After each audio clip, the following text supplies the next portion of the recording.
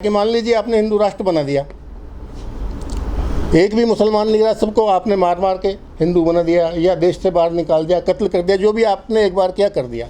अब जो इस देश में हिंदू बचे, इस बात की क्या गारंटी है कि किसी भी हिंदू परिवार में कोई मोहम्मद साहब जैसे विचार का आदमी पैदा नहीं होगा, कोई महात्मा बुद्ध जैसे विचार का आदमी पैदा नहीं होगा। और अगर वो पैदा हो गया तब फिर आप क्या करेंगे? क्या उसको अपने विचार नहीं रखने देंगे? क्या ये दादागिरी रहेगी? एक और प्रश्न सामने आता है कि अगर अफगानिस्तान अखंड भारत का हिस्सा है तो हमारे पर हमला किसने किया? बाबर तो फिर हिंदुस्तानी हो गया, बाबर तो अफगानिस्तान का था, गजनी गोरी सारे अफगानिस्तान के। तो फिर तो हमारे ऊपर किसी ने राज ही नहीं किया, फिर तो हम ही थे लोग, हमारे लोगों में से ही कुछ मुसलमान बन गए। जैसे तब मुसलमान बन गए, ऐसे आने वाले टाइम पे मुसलमान बन गए, तब क्या करेंगे आप? तो कुल मिलाकर ये समझ में आता है कि ये कंसेप्ट बिल्कुल गलत था। इन्होंने जानबूझ करके लोगों को गुमराह करने के लिए एक नया शब्द सामने रखा, हिंदुत्व।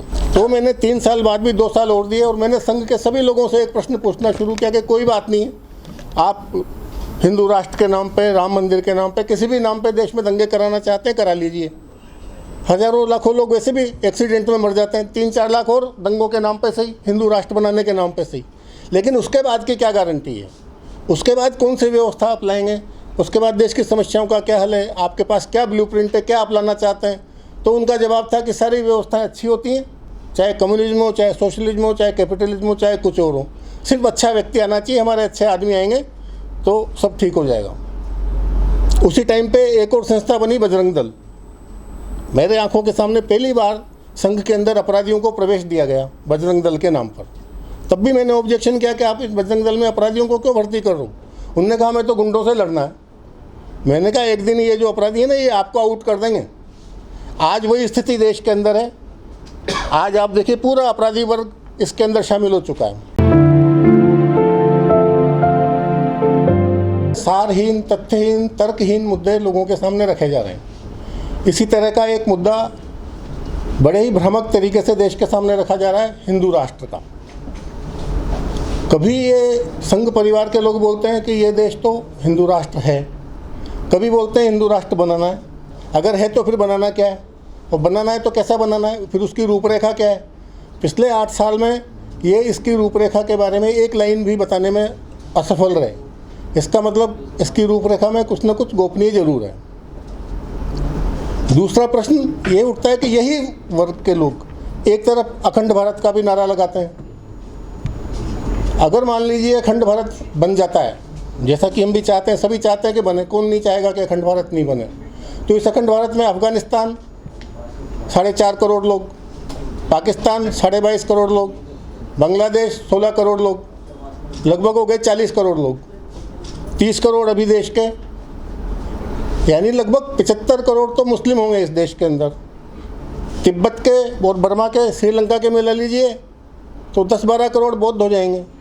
तो हिंदू तो माइनॉरिटी में नज़र आ जाएगा। अगर 10 साल लग जाते हैं हिंदू राष्ट्र बनाने में, तो 10 साल तक इन सबकी जनसंख्या बढ़ेगी जैसे बढ़ती है। तो उस टाइम पे फिर देश में डेमोक्रेसी रहेगी या नहीं रहेगी?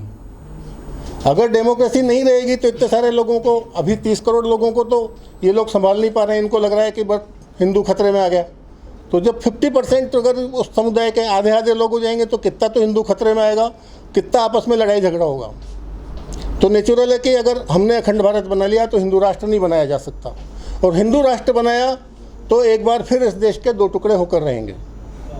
यही प्रश्न मेरे दिमाग में आज के 40 साल पहले आया, जब मैं संघ से जुड़ा हुआ था, बहुत ही ज़्यादा सक्रिय था, प्रचारक बनने वाला था। तो संघ शिक्षा वर्ग के अंदर किशनगढ़ में एक संघ शिक्षा वर्ग था, उसमें मैं गया था ओटीसी के अंदर। ओटीसी की बौद्धिक परीक्षा में मैंने प्रथम स्थान भी प्राप्त किया वहाँ पर। उसमें मैंने बाला साहब देवरस से और रज्जू भैया से, दोनों से एक प्रश्न किया इसी बाबत। आपको पता होगा सन 77 के बाद बाला साहब देवरस का एक बयान आया था, जैसा कि आज के लिए लगातार बोलते रहते हैं कि जो भी भारत में रहते हैं वो सभी हिंदू हैं और मुसलमानों के लिए भी संघ के दरवाजे खुले हुए हैं। मैं बड़ा उत्साहित हुआ, मैंने 4-5 मुस्लिम लड़कों को शाखा में लाना शुरू कर दिया। तो ऊपर के अधिकारियों ने उसमें ऑब्जेक्शन बनाया। उन्होंने कहा नहीं, इनको नहीं लाना है, इस तरह के भड़काने वाले नारे लगाओ कि अपने आप आना बंद कर दें। अब मैं क्या करता? तो मैंने उनकी बात मानी। तो यही प्रश्न मैंने बाला साहब देवरस से पूछा कि जब हम कहते हैं कि जो भी भारत में रहने वाले हैं वो सब हिंदू हैं, तो हम मुसलमानों को शाखा में क्यों नहीं लाना चाहते हैं? तो बाला साहब देवरस ने मेरे को जवाब दिया कि जब हम हिंदू की परिभाषा करते हैं तो हम यही बोलते हैं कि जो भी भारत में रहने वाले हैं वो सभी हिंदू हैं, लेकिन जब हम संगठन करने की बात करते हैं तो हिंदू से हमारा मतलब वही है जो परंपरागत अर्थों में हिंदू का होता है। बिल्कुल ऐसे के ऐसे ही शब्द थे उनके। तो ये तो बड़ा दोगला चरित्र हो गया कि आप पब्लिक के सामने कुछ और बोल रहे हो, अंदर से आपका चरित्र कुछ और है। इस चीज़ ने मेरे को झकझोर दिया। उसके बाद मैंने दूसरा प्रश्न पूछा रज्जू भैया से, जो उस टाइम पे सर कार्यवाह थे, प्रोफेसर राजेंद्र सिंह। मैंने उनसे पूछा कि हम अखंड भारत की बात करते हैं तो अखंड भारत की क्या ठोस योजना है? उन्होंने कहा अखंड भारत की हमारे पास कोई ठोस योजना नहीं है। अब इसके बाद तो किसी प्रश्न करने की गुंजाइश ही खत्म हो गई। मैंने ये डिसाइड कर लिया कि मैं संघ से अलग हो जाऊंगा। जब बौद्धिक परीक्षा में पूछा गया कि आप आगे आपकी क्या एक्टिविटी रहेंगी संघ के लिए, तो मैंने कहा 3 साल तक मैं 3 घंटे रोज़ आरएसएस को दूंगा और 3 साल बाद आरएसएस से अलग हो जाऊंगा। तो उन्होंने कहा क्यों? मैंने कहा आपके पास कोई समाधान ही नहीं है, कोई सोल्यूशन नहीं है, देश की समस्याओं का हल नहीं है, गरीबी बेरोजगारी की तो बात ही नहीं करते हो। एक और मेरे से सवाल पूछा गया वहाँ पर कि आप यहाँ से जाने के बाद बीजेपी के लिए क्या करेंगे? मैंने कहा मैं बिल्कुल बीजेपी के लिए काम नहीं करूँगा। उन्होंने पूछा क्यों? तो मैंने कहा कि मन में ले तन उजरे बगुला भगत अनेक, ताते तो कागा भले भीतर बाहर एक। मेरे को उसके बाद जब मैंने वहाँ से जाना, संघ में सक्रियता अपनी कम की धीरे धीरे। ऐसा नहीं कि मेरे को कोई गुस्सा आया, कोई लड़ाई झगड़ा हुआ, किसी से नाराज़गी हुई, लेकिन मेरे को लगा कि इस विचार से देश को खतरा है। बिना विचारे, बिना कोई योजना बनाए इस तरह की बातें क्यों की जाती हैं? इनका कोई तो इरादा होगा। ऐसा तो हो नहीं सकता कि पिछले 90-98 साल से कोई संस्था काम कर रही हो बिना किसी उद्देश्य के। फिर मैं इसकी बहुत गहराई में गया। कुछ घटनाएं मैंने अभी इसमें एक पुस्तक मैंने इसी विषय में लिखी, पूरी विवेचना करते हुए मैं भी उसका ब्रीफ करता हूँ। तो मैं फिर इस गहराई में गया कि ये हिंदुओं में फूट कहाँ से आ गई। जब हिस्ट्री पढ़ी तो हिंदुओं में तो कोई फूट नहीं थी। जब राजा दाहिर सेन पर मोहम्मद बिन कासिम का हमला हुआ सन 700 के अंदर, तो बंगाल के औरतों ने चरखा काता, पैसे इकट्ठे किए, बंगाल से चंदा इकट्ठा करके सिंध भेजा गया।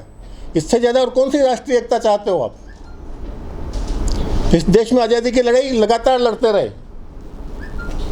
जो हेमचंद्र विक्रमादित्य था उसकी सेना में अफगान लड़ाके थे जो मुगलों से लड़ते थे। महाराणा प्रताप की सेना में सेनापति इनका हकीम खां सूर था। अकबर का सेनापति मान सिंह था। ये धर्म के झगड़े कहाँ थे? अगर धर्म के झगड़े होते तो पिछले इतने सालों में हिंदू कहाँ से बसते? तब मैं इनकी हिस्ट्री को मैंने और टटोलते देखा कि ये कहाँ पर इनका कोई टर्निंग पॉइंट कहाँ से मिलता है, कहाँ से पता चलता है कि इनकी असलियत क्या है। तब मुझे पता चला कि एक किसी भी आदमी को या तो उसके दोस्तों से जाना जा सकता है या उसके आदर्शों से जाना जा सकता है। तो मेरे को एक अजीब कड़ी मिली कि पूरे देश में सिर्फ संघ परिवार एक ऐसा है जो पुष्यमित्र को आदर्श मानता है। तो उस पुष्यमित्र ने परेड के दौरान, बौद्ध राजा था वृहदर्थ, उसकी हत्या कर दी। उसके बाद वो सत्ता में आ गया। उसके बाद बौद्ध भिक्षुओं का कत्लेआम हुआ। इस देश से बौद्धों का सफाया कर दिया गया। अब आप कहते हैं कि उनको मुसलमानों से परेशानी, उनको तो बौद्धों से भी परेशानी है। अभी आपने देखा किस तरह से एक राजेंद्र गौतम, उनको पद से सिर्फ इसलिए हटा दिया गया कि उन्होंने कुछ ऐसी बात कह दी जो हिंदुओं को गवारा नहीं थी। ये कोई दादागिरी है कि आप कहोगे उसको सब देवता मानेंगे? अगर मैं हिंदू हूँ तो मोहम्मद साहब में आस्था क्यों होगी? और मोहम्मद साहब में आस्था होगी तो मैं मुसलमान बन जाऊँगा, फिर हिंदू हिंदू देवी देवताओं को क्यों मानूंगा? तो अगर उसने ये कह दिया कि मैं फलां देवी देवता को नहीं मानता हूँ तो नहीं मानता, उसमें क्या दादागिरी है? आपकी ज़बरदस्ती है कि उसको मानना पड़ेगा। और जो व्यवस्था परिवर्तन की बात कर रहे हैं, उन्होंने जो उनके मंत्री हैं 9 महीने तक जेल में हैं, उनको उन्होंने पद से नहीं हटाया और इस आदमी को एक जरा से मुद्दे पर उन्होंने पद से हटा दिया। तो इससे पता चलता है कि इनकी अलग से मानसिकता क्या है। तो इससे पता चला कि ये संघ का असली एजेंडा बुद्ध के खिलाफ है, मुसलमानों के खिलाफ है। इसका मतलब कुछ और है, ये असली एजेंडा इनका नहीं है। जब इसकी और हम गहराई में गए, हमने और हिस्ट्री देखी, तो मैंने सोचा कि 1925 में देश के हालात क्या थे, इसको समझा जाए। जब हमने समझा तो पता चला कि 1925 में जब डॉक्टर हेडगेवार ने संघ की स्थापना की, 250 साल पहले मुगल सत्ता समाप्त हो चुकी थी। यानी मुगलों से तो कोई खतरा था ही नहीं। मराठों का राज वहाँ पे 250 साल से महाराष्ट्र के अंदर मराठों का राज्य था। मुगलों बादशाहों से ये चौथ और संदेशमुखी वसूल किया करते थे मराठा लोग। और अंग्रेज़ों ने जो सत्ता छीनी वो मुग़लों से नहीं छीनी, वो मराठों से छीनी, यानी कि हिंदुओं से छीनी। तो सत्ता हमसे छीनी अंग्रेज़ों ने और हमारी नाराज़गी मुसलमानों से। ये तो बहुत ही अजीबोगरीब बात हुई। तो इसका मतलब वो नाराज़गी किसी और चीज़ से थी। तो वो नाराज़गी किससे थी? वो एक ही कंटिन्यूटी है, चाहे वो पुष्यमित्र का प्रकरण हो, चाहे अभी का प्रकरण हो। उस टाइम पे ये देखिए कि उस टाइम पे खतरा किससे था और किसको था। मुसलमानों से तो उस टाइम पे हिंदुओं को कोई खतरा नहीं था। आज़ादी के स्वतंत्रता संग्राम में जितने भी नेताओं के नाम आते हैं, कितने मुसलमान हैं? क्रांतिकारियों में कितने मुसलमान हैं? तो इसका मतलब हिंदू डोमिनेटिंग था उस टाइम पर। हिंदू दबा कुचला नहीं था, जो इन्होंने बार बार हमारे ऊपर ब्लेम किया गया। और मेरे को ऐसा लगा कि जैसे कोई बेटा होता है, कपूत बेटा, वो हमेशा ही रोना रोता रहता है, मेरे पिताजी ने कुछ नहीं किया, मेरे दादाजी ने मकान नहीं बनाया, मेरे उनने कुछ नहीं किया। ठीक उसी तरह से संघ के लोग यही रोना रोते रहते हैं, हमारे पूर्वजों ने ये कर दिया, हमारे पूर्वजों ने ये कर दिया। तो समझ में आया कि संघ का जो असली मकसद है वो, क्योंकि जब बुद्ध का सफाया किया गया यहाँ से, बौद्ध धर्म का, उसके बाद जो व्यवस्था स्थापित हुई, तो महात्मा बुद्ध के आने के पहले तो वैदिक व्यवस्था थी, लेकिन इन्होंने आने के बाद वैदिक व्यवस्था तो स्थापित नहीं की, कोई दूसरी व्यवस्था स्थापित की। तो वो जो व्यवस्था थी जिसे हम पाखंडवाद कहते हैं, जिसमें कुछ पूंजीपति लोग, कुछ धर्माचार्य लोग पूरे देश के सिस्टम पे कब्जा कर लेते हैं और लोगों को स्वेच्छा से अपना शोषण कराने का मौका देते हैं। इस तरह का उनका ब्रेन वॉश किया जाता है। इसको हम और गहराई में गए कि ये पतन आखिर कब से शुरू हुआ।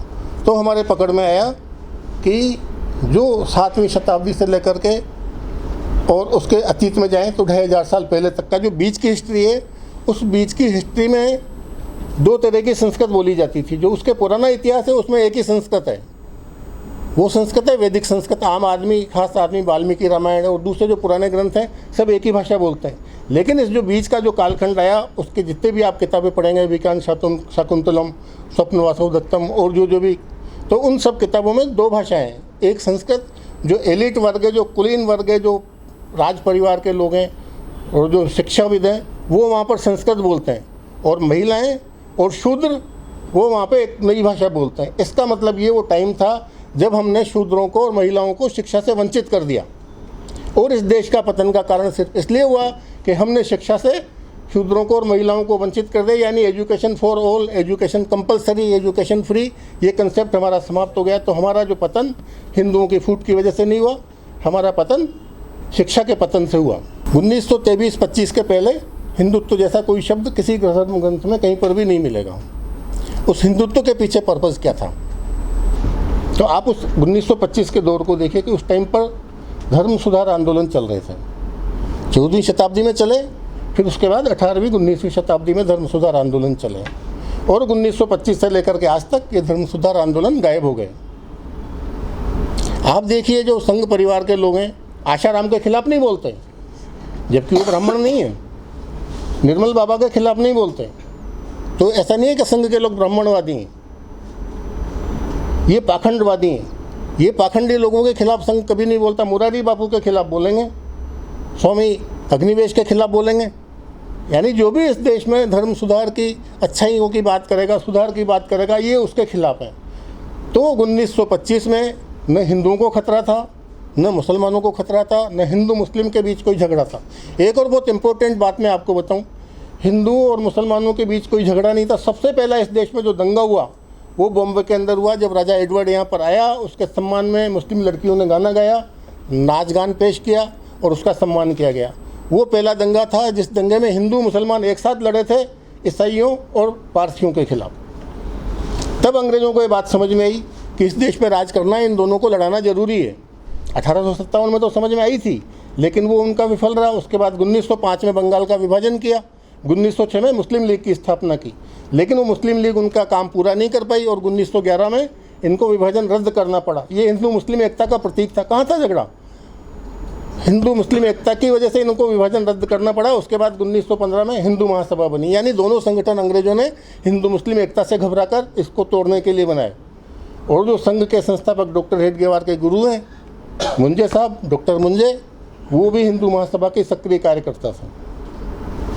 तो एक तो ये कनेक्टिविटी समझ में आती है। दूसरी कनेक्टिविटी समझ में आती है कि उस टाइम पर डॉक्टर हेडगेवार, जब उसकी लोकमान्य तिलक की जब मृत्यु हुई, तो डॉक्टर हेडगेवार महर्षि अरविंद के पास गए कि आप आकर कांग्रेस का नेतृत्व कीजिए। महर्षि अरविंद ने मना कर दिया, यहाँ तक तो बात ठीक है। उसके बाद अगला प्रश्न ये उठता है कि उस टाइम पे लाला लाजपत राय वो बहुत बड़े नेता थे। उस टाइम पे गांधी जी तो पृष्ठभूमि में थे, फ्रंट पर तो लाला लाजपत राय थे। ये लाला लाजपत राय के पास क्यों नहीं गए कि आप जो है कांग्रेस का नेतृत्व करें, और उन्होंने कांग्रेस से अलग होने का फैसला किया। तो उससे क्या साबित होता है कि लाला लाजपत राय आर्य समाजी थे, यानी वो सुधारवादी थे। तो इसका मतलब यहाँ से लिंक पकड़ में आता है पुष्यमित्र से और ये लाला लाजपत राय से इनकी दूरी बनाने से। उसके बाद 1921 से लेकर के और 1923 के बीच में वहाँ पर 3 महीने पहले केरल में एक दंगा हुआ था, जो वास्तव में मारवाड़ियों के खिलाफ वहाँ के मजदूरों ने किया था। इस तरह के कुल 12 क्रांतियाँ अपने देश में हुई हैं, जहाँ पर मजदूरों ने सामंतों के खिलाफ और अंग्रेज़ों के खिलाफ हमले किए हैं। ये जो केरल में दंगा हुआ था, मोपला विद्रोह जिसको कहते हैं, तो पहला हमला इन्होंने अंग्रेज़ों के पुलिस स्टेशन पे किया था, यानी दंगों का टारगेट मारवाड़ी नहीं थे। बाद में अंग्रेज़ों ने उसको टर्न किया और ये मारवाड़ी में टर्न हो गया। और उसके बाद 3 महीने बाद उस दंगे को इन्होंने हिंदू मुस्लिम दंगे के रूप में कन्वर्ट किया गया। उसके बाद हिंदुत्व नाम की किताब लिखी गई। उसके बाद 1923 के अंदर नागपुर में एक जुलूस निकाला गया, गणेश चतुर्थी का जुलूस निकलता था। वो जुलूस इनका जो निकलना था, वो जुलूस इन्होंने मस्जिद के सामने से निकालने का फैसला किया। और ये फैसला करने वाले कौन थे? डॉक्टर मुंजे और doctor Hedgewar. Doctor Munje doctor Hedgewar के राजनीतिक गुरु थे। इन दोनों ने मिलकर के वहाँ मस्जिद के सामने से जुलूस निकाला। हर साल निकलता था। मुसलमानों ने कहा कि ये जो मस्जिद के सामने से आप जब जुलूस निकालेंगे तो मस्जिद के सामने बाजे नहीं बजाएंगे, संगीत नहीं बजाएंगे, क्योंकि इस्लाम में ये वर्जित है। इनने कहा नहीं, हम बजाएंगे। इन्होंने ज़बरदस्ती वहाँ से जुलूस निकाला, वहाँ पे बाजे बजाए, वहाँ पे संगीत बजाया, दंगा हुआ। दंगे में हिंदू पिटे। उसके बाद इन्होंने जो है संघ की स्थापना की, यानी हिंदुओं को पिटवाया गया। हिंदुओं को पिटवा के एक ग्राउंड बनाया गया कि देखो हिंदू खतरे में, तुम शाखा में आओ। और उसके बाद 1925 में संघ की स्थापना होती है। 1927 में फिर वहाँ पर दंगा होता है गुजरात में, बिल्कुल सेम इशू होता है, वही मुद्दा आता है। और ये कहते हैं मस्जिद के सामने से जुलूस निकालेंगे। वही मस्जिद के सामने रुक कर के जुलूस निकाला जाता है, वहाँ पे वही बाजे बजाए जाते हैं। फिर वहाँ पे हमला होता है और उस बाद मुसलमान को हिंदू लोग मिलकर पीटते हैं और संघ की जय जयकार हो जाती है। इस तरीके से संघ का काम जोर पकड़ता है। तो क्या सामने आता है कि संघ का एजेंडा कुछ और है। मुसलमानों को इन्होंने सिर्फ एक टूल बना करके पेश किया है। वो क्यों पेश किया है? क्योंकि अब इनको हिंदुओं के अंदर होने वाले सुधार रोकने थे। अब अगर धर्म की बात करेंगे तो सुधार तक जाएगी, आदमी चर्चा करेगा, गहराई तक जाएगा, पता चल जाएगा ईसाई मुसलमान हिंदू सबों का धर्म एक ही है। ये काम ऐसा नहीं है कि खाली संघ वालों ने किया हो, इस्लाम में भी यही काम हुआ है। वहाँ भी उन्होंने उनको धर्म से रोका है। धर्म की गहराई तक जाने से रोकने के लिए इन्होंने एक नया शब्द बना दिया, हिंदुत्व। इन्होंने कहा हिंदू कोई धर्म नहीं है। अरे धर्म नहीं है तो फिर क्या है? फिर आप धर्मांतरण क्यों करा रहे हो? फिर अगर हिंदू धर्म नहीं है तो अंदर के दांत खाने के कुछ और, दिखाने के कुछ और। तो अब हिंदुओं को धर्म नहीं है ये कहना था, तो हिंदू धर्म को नकारने के लिए इन्होंने एक नया शब्द बना दिया, हिंदुत्व।